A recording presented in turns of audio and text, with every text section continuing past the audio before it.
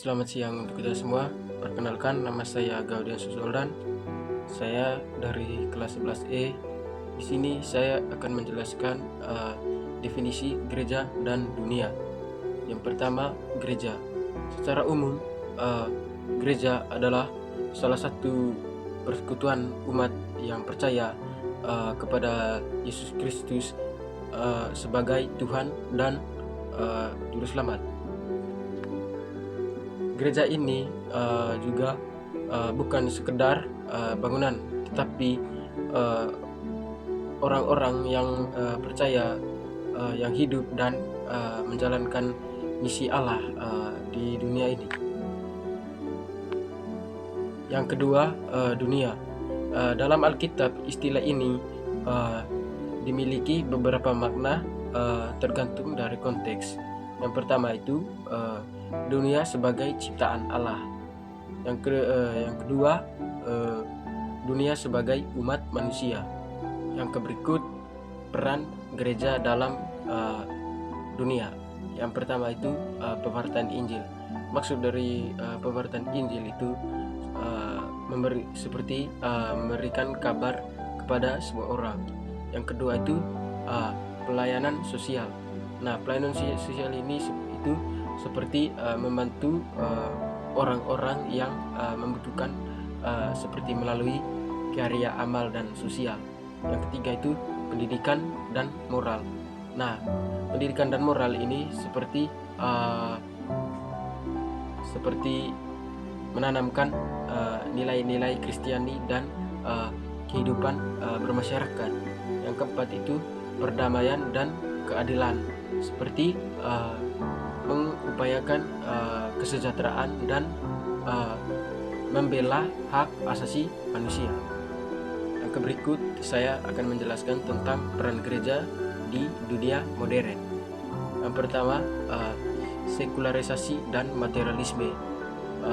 Maksud dari sekularisasi ini adalah di mana nilai-nilai agama dan pengaruh keagamaan semakin dikesampingkan dalam kehidupan bermasyarakat, terutama dalam pemerintahan, pendidikan, dan budaya umum.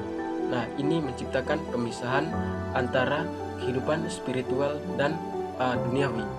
Kemudian materialisme.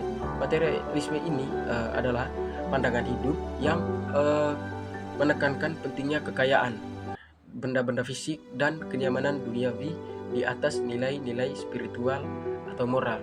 Nah, dalam masyarakat yang materialistik, keberhasilan sering diukur dari kepemilikan harta dan status sosial, tetapi bukan dari integritas atau kebaikan. Yang kedua, konflik sosial dan ketidakadilan. Yang pertama itu konflik sosial.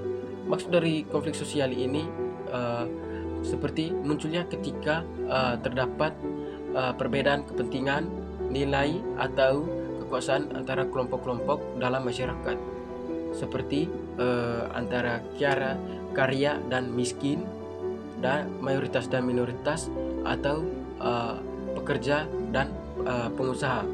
Kemudian ketidakadilan. Maksud dari ketidakadilan ini adalah seperti terjadinya ketika akses terhadap hak, kesempatan, dan sumber daya tidak dibagikan secara merata, sehingga ada kelompok yang selalu dirugikan atau dimarginalkan.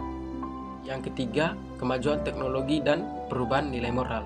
Yang pertama itu kemajuan teknologi, yang dimana kemajuan teknologi ini membawa banyak manfaat seperti kemudahan komunikasi, akses informasi, dan efisiensi kerja. Namun ini juga menyebabkan perubahan dalam cara hidup dan berpikir masyarakat. Kemudian perubahan nilai moral ini dapat menggeser nilai-nilai moral tradisional, misalnya menurunnya interaksi sosial secara langsung, kemudian meningkatnya individualisme atau penyalahgunaan teknologi untuk kejahatan dan pornografi. Kemudian yang keempat, intoleransi dan penganiayaan terhadap iman. Yang pertama itu intoleransi.